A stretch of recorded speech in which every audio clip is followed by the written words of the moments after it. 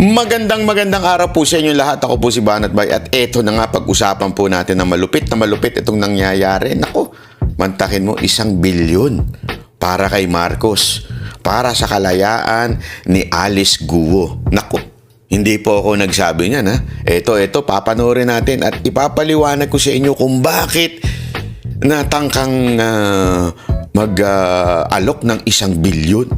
1 billion ha. Sa kalayaan ni Mayor Guo. Eto, panoorin natin ha. Nasa news po yan. Hindi po tayo nag-iimbento. Nasa news po yan. No? O, panoorin natin. O, ito. O, pasok. O. Tinangkaw manong lumapit ni Alice Guo sa unang pamilya o first family, lalo na kay Pangulong Marcos Jr. Naku, sa first family daw, mantakin mo. Ibig sabihin, hindi lang kay Pangulong Marcos. Pero ito daw ay tangkang pag-alok ng 1 bilyon doon sa first family. Panoorin natin ba? Tuloy natin. Kaugnay po ito sa mga kinakaharap niyang anomalya o kontrobersya. Ayon kay dating Senador Panfilo Lacson, isa sa kaibigan niyang Filipino-Chinese trader.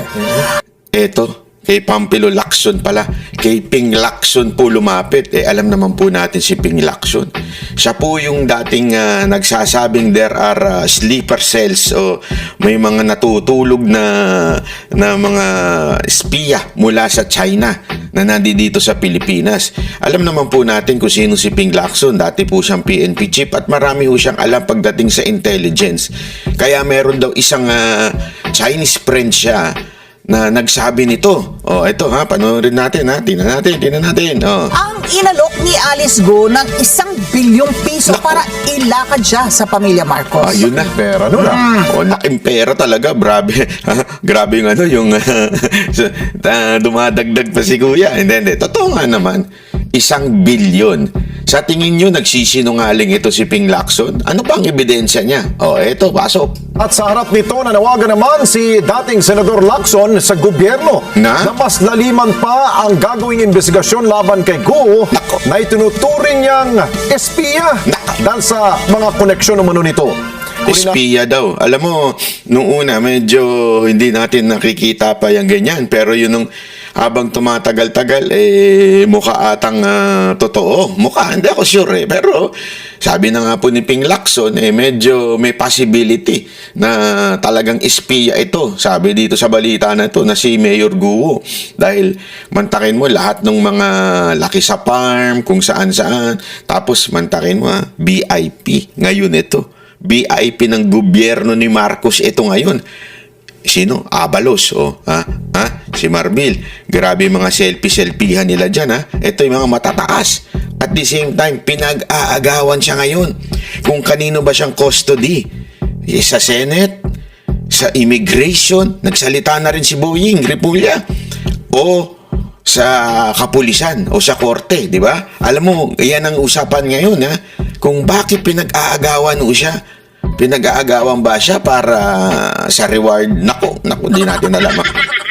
Hindi, kasi kung ikaw ay, bakit ka naman pag-aagawan? Abala pa yan sa departamento mo, di ba? Bakit pa ninyo pag-aagaw-agawan yan? May benepisyo. Hindi natin alam kung benepisyo na yun ay monetary o yung benepisyo na yun benepisyo maka-epal sa social media, maka-epal sa taong bayan. Pero definitely there is a benefit why si Alice Guo ay pinag-aagawan sa iba't ibang departamento ng ating bayan. Mula sa immigration, nagsalita kahapon yung immigration, gusto nila sa kanila daw dapat. Kasi hindi daw available sa kanila, tsaka sila daw ang talagang may kaso dyan. Yung korte naman, may kaso rin dyan. Hindi rin na available. Alam ko, available pala yung isa. Pero ang sinasabi, parang ayaw mag-bail dahil pag nag-bail siya, mapupunta siya sa Senate. So, yung Senate naman, si Ontiveros, gustong-gusto din. Piyestang-piyesta rin to si Ontiveros. Gustong-gusto niya rin na makuha itong si Mayor Guo. Hindi natin alam kung ano ba ang benepisyo nito. Ipatutubos kaya ito? Hindi, isipin niya, is there a possibility, eto question lang, is there a possibility na kung ito ay talagang Chinese spy, yan na sinasabi ni Lacson ngayon, tutubusin siya ng China Kasi kung siya ay spy ng China, ikaw bilang Chinese government, ayaw mo na mabuking itong si Mayor Guo. Gagawin mo ang lahat ng bagay para makuha mo yung bata mo, di ba? Bata niya yan eh. Kung yung totoo yung sinasabi ni Lacson, bata ng China ito si Mayor Guo. So, ibig sabihin, gagawin ng lahat ng kakayanan ng China para makuha itong si Mayor, di ba? So, ano ibig sabihin nun? Maaaring may kapalit na pera, di natin alam. May kapalit na pabor, di natin sure yan kung ano mangyayaring pabor dyan. O baka naman may kapalit na mas matinding, alam mo na, benepisyo tulad ng libreng island. Alam mo naman, itong China, kinuha na lahat ng island. Hindi natin alam, di ba?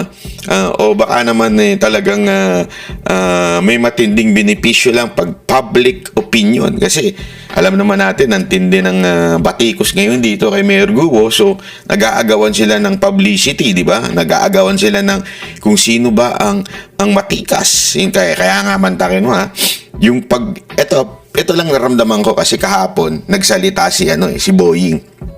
Kasi sinasabi niya dapat sa custody nila. Feeling ko lang naman ito. Na-bypass siya doon sa hinuli si Mayor Guo sa ibang bansa. Bakit kanyo? Operation yun ng NBI under DOJ. Operation yun ng immigration under DOJ also. Tapos ang pumapel doon si Abalos at si Marbil. Nawala naman silang papel, di ba? Kasi bakit? May tao naman ang immigration. May authority yung immigration eh. Pwede silang di ba? Sila nga dapat eh. Bakit si Abalos at saka si pumapel? Kita nyo ngayon. Tapos grabe yung Ito wag tayong lokohin ni Abalos. Napakarami naman yung kaibigan mayaman. Mantakin mo. Kesyo daw nagpahiram yung kaibigan niya ng eroplano para lang sunduin si Mayor Guo. First time bang ginawa ni Abalos to? Hindi. Ginawa niya rin ito kay Pastor Kibuloy. May kaibigan na naman siya. Ang dami niyang kaibigan grabe. May kaibigan na naman siya na nagbigay ng reward na 10 million na para lang mahuli si Pastor Kibuloy na ngayon pinag-aagawan ngayon kung sinong kakukuha nung reward money na yun. So ibig sabihin, ang dami niyang kaibigan na mayayaman talaga. Abalos sana all Hindi totoo, ang dami niyang kaibigan mayayaman na tila interesado sa politika sa Pilipinas. Di ba? Mantakin mo yun If there is one conclusion na we can conclude on this, habang lahat pinag-iimbestigahan pa, isang bagay lang, sobrang VIP ni Mayor Guo. Ibig sabihin, meron talaga itong matinding karampatang biyaya, biyaya kung nasayo si Mayor Guo, di ba? Yan ang ganun dito tuloy natin. Ito na live report ni Mean Corvera. Mean?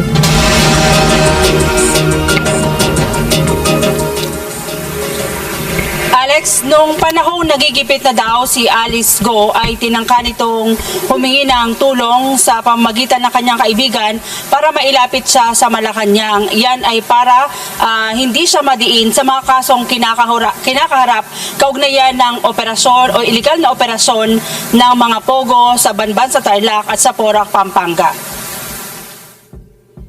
Ibinunyag ni dating Senador Ping Lacson na tinangka ni dating Banban Tarlac Mayor Alice Go na lumapit sa First Family.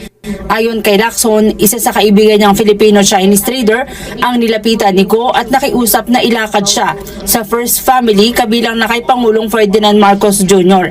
Isang common friend anyang nilapitan ni Go at nakiusap sa kanyang kaibigan trader noong panahong naiipit na siya at nagtatago na. Nag-alok anyang dating alkalde ng 1 bilyong piso kapalit ng tulong para makalapit siya sa pamilya Marcos. Eto magandang i-emphasize natin ito kasi alam nyo, kung 1 bilyon yung assuming it is true, kasi si Lacson na nagsabi nito, alam naman natin si Lacson, maraming connection yan. Assuming this is true, at 1 bilyon yung tipong ibibigay daw kay Marcos, kung para sa kanyang mga kaso at makalaya at paboran sa kanyang kaso, magkano kaya ang kanyang handang ibigay sa ibang mga opisyales na kinasuhan siya para sa kanyang kalayaan?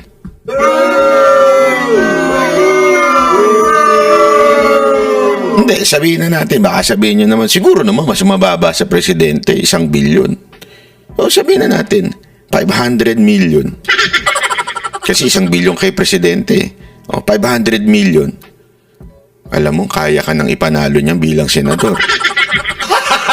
Gago!